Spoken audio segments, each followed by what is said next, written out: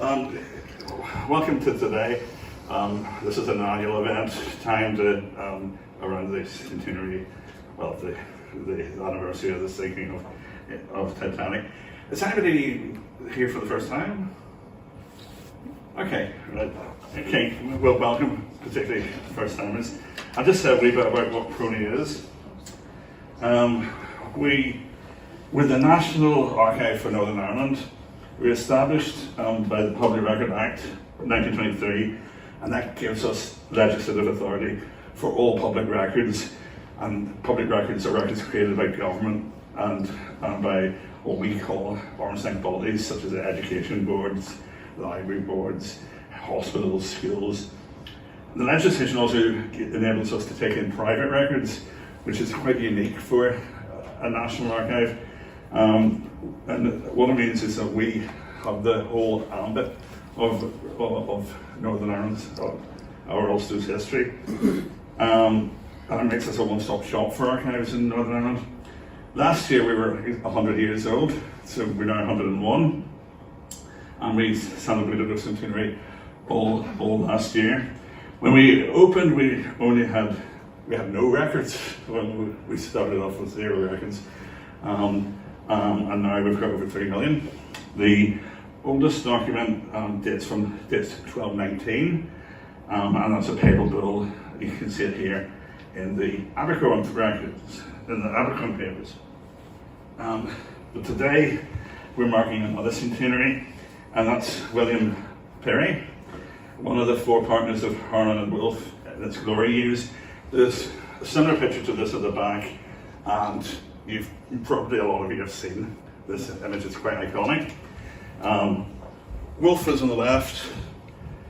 Walter Henry Wilson is next to him. Tends to be forgotten out of the 4 of them.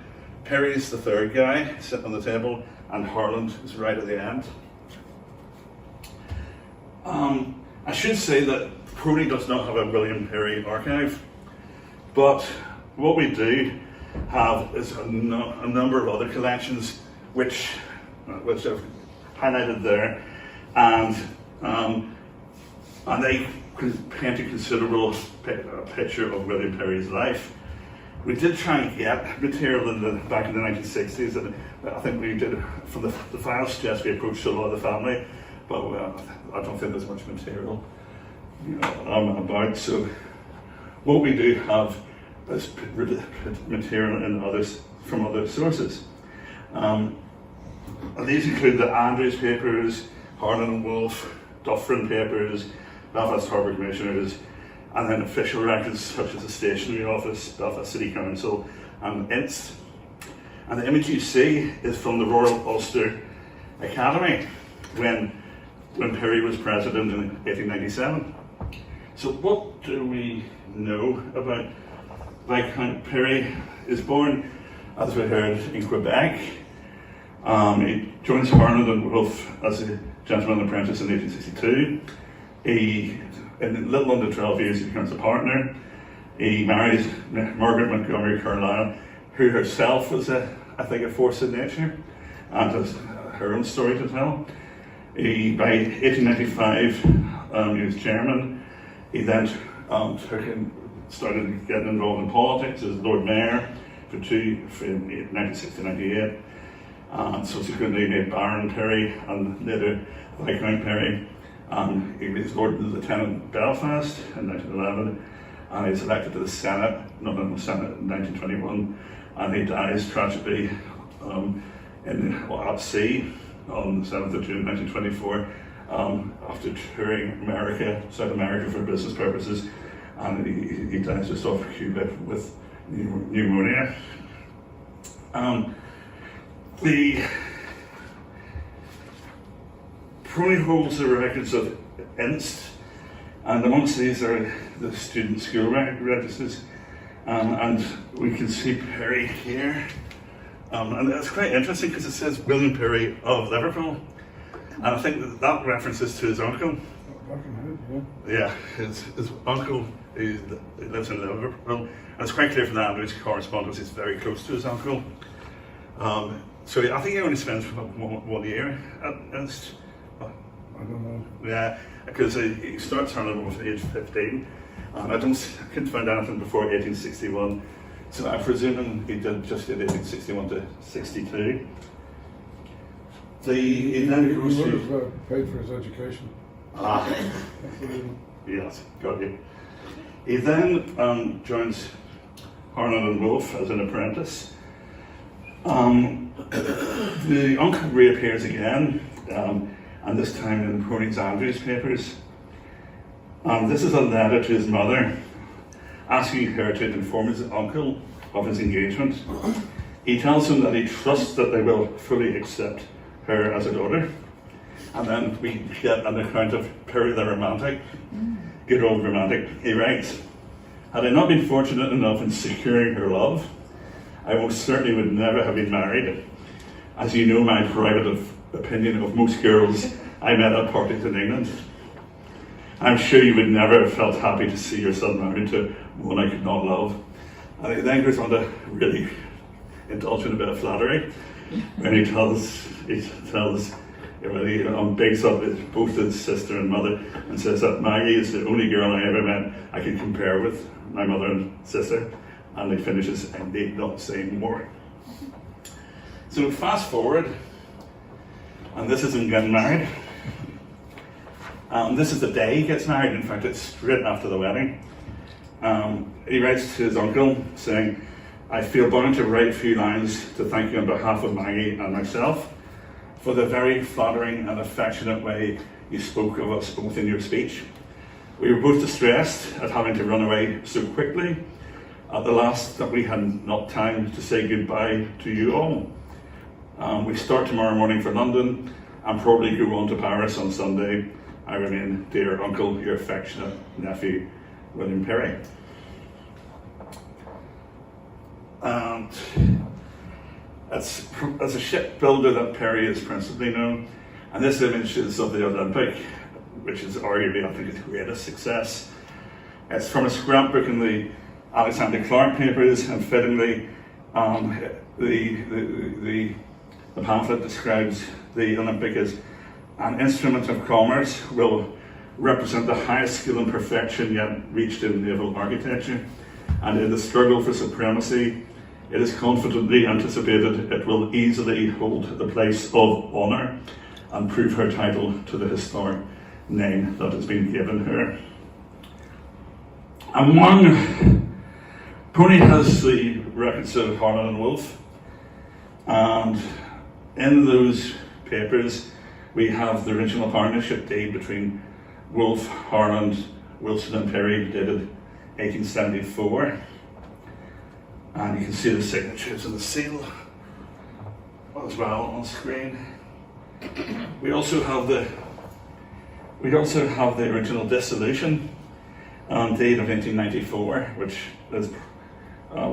was signed prior to Harland's retirement. Pirrie,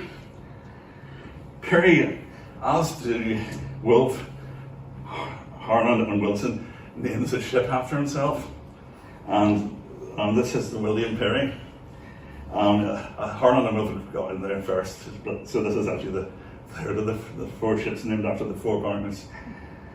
And the William Pirrie was a four-masted iron ship built in 1883 by Harland Wolff, and like all the best ships, it gets lost at sea off La Push, Washington, 26 November 1920. And this is a record from our Ministry of Transport records.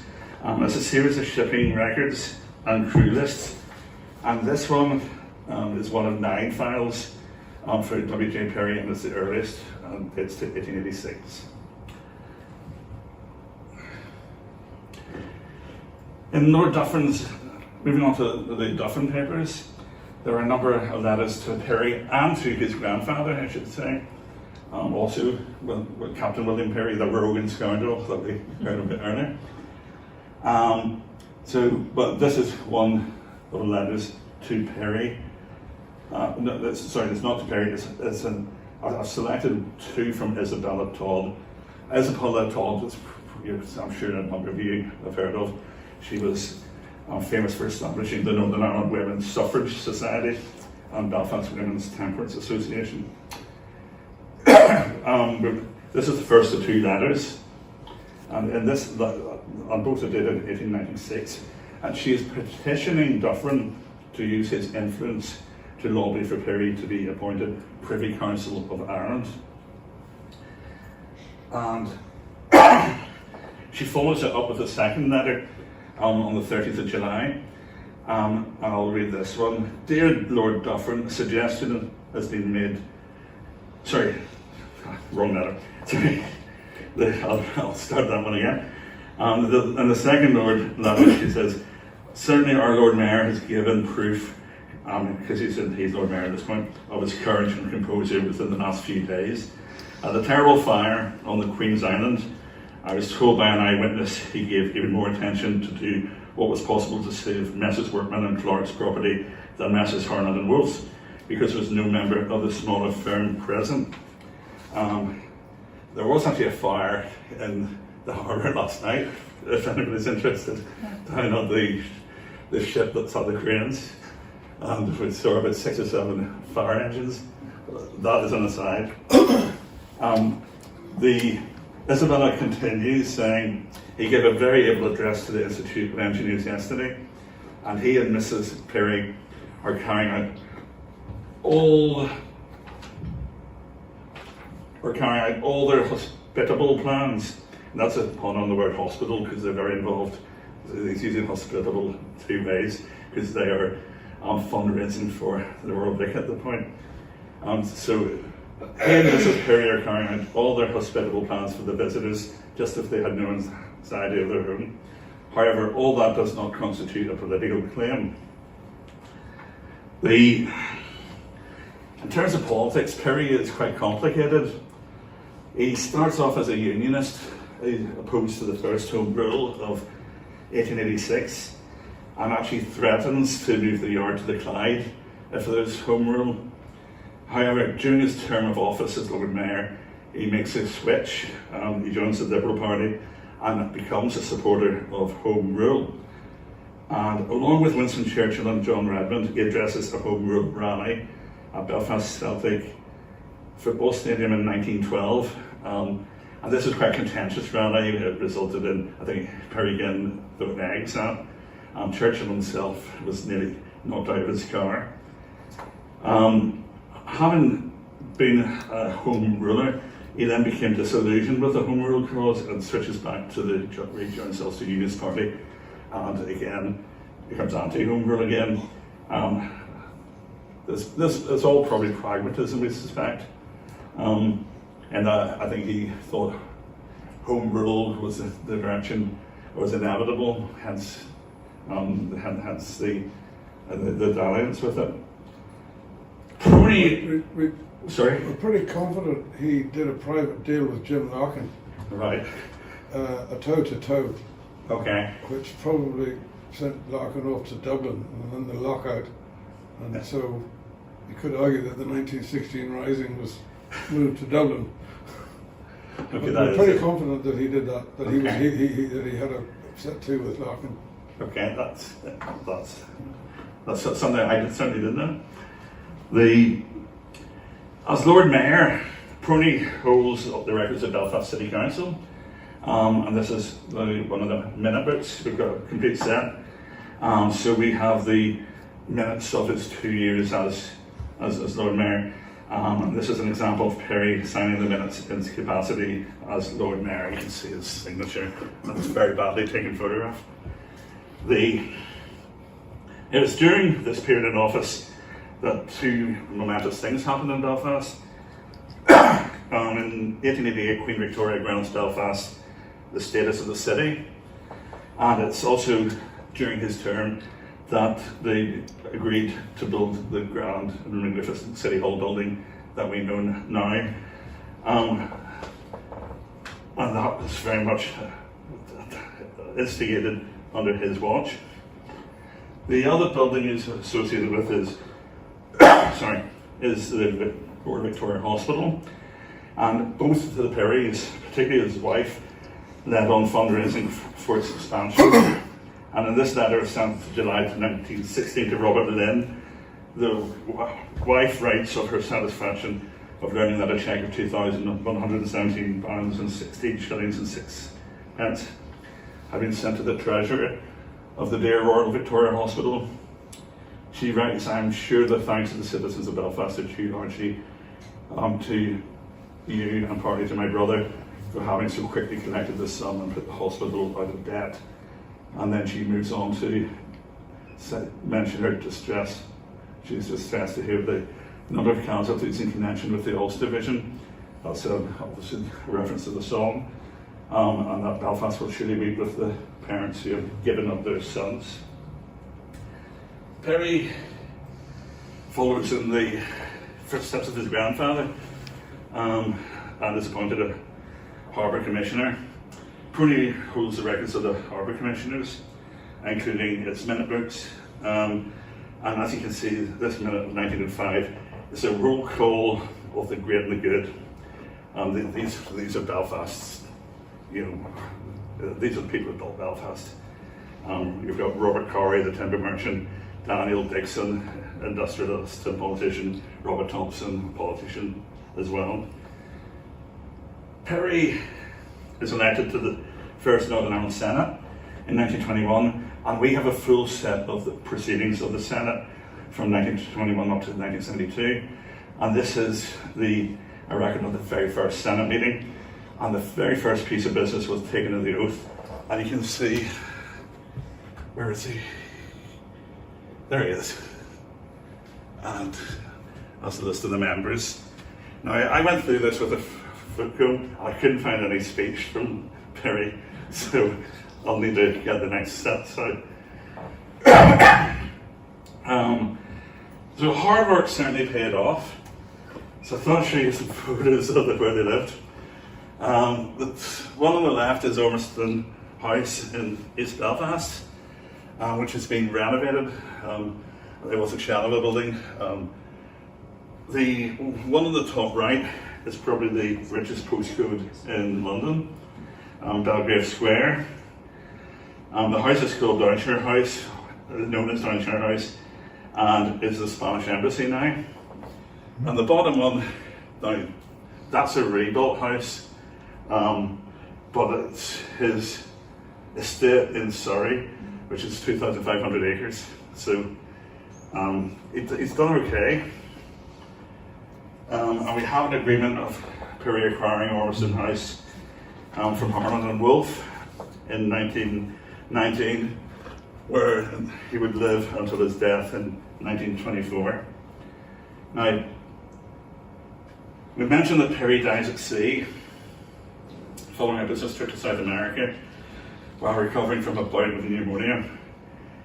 The Harland and Wolff board minutes record the total shock of the board at a special meeting which is called on the 10th of July 1924. The chair for that meeting is a Mr. Crichton, and he laments with deep emotion the irreparable loss the company has sustained in the death of our chairman, Viscount Pirrie, the sad news of this unexpected event having reached us Sunday last. The managing directors take the earliest opportunity of placing on record their great and abiding sorrow at his death, and they note that it's keeping with Lord Pirrie's high sense of duty that the illness to which he succumbed should have overtaken him when engaged on an arduous journey around the American continent in the interest of the company and its clients.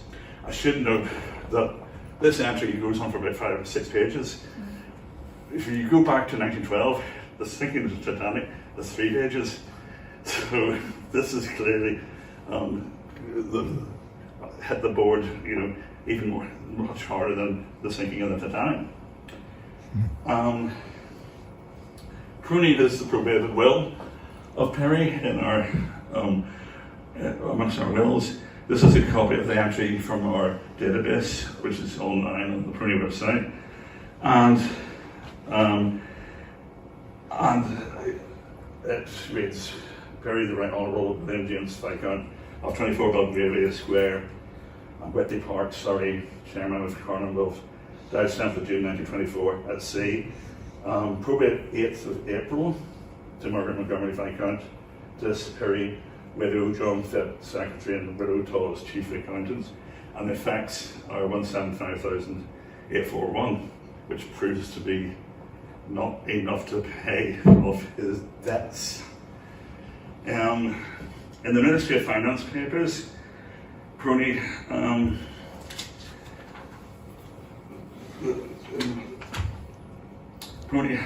has this letter, which reads, "Thank you for your letter. I've read it with mixed feelings. It might be better not to stir up memories of the past, for Lord Pirrie's greatness ended in tragedy. Lord Pirrie's death occurred just before a crisis in his affairs brought about by the economic depression. Nearly a year passed before Lord Pirrie's executors were able to obtain probate, and the assets of the state were insufficient to meet the dispositions in his will. Whitley Park had to be sold, and number 24 Belgrave Square, and ladies Pirrie's income from the estate was a pittance." And I think this letter goes on to say that had she realised how problematic the will was going to be, she would have intervened earlier. She spent the rest of her lives basically living, being helped out by the firm, but she certainly didn't enjoy a particularly wealthy lifestyle following his death. So, in conclusion, what I've tried to show is you can tell the story of an individual without necessarily having that individual's archive, by cleverly using items from within, it's about 15 or 16 other collections. So thank you. I'm going to pass you over to my colleague Rebecca and Phil from Flax and Tail, who are going to show you a project that we haven't quite finished, but we are working through. Thank you.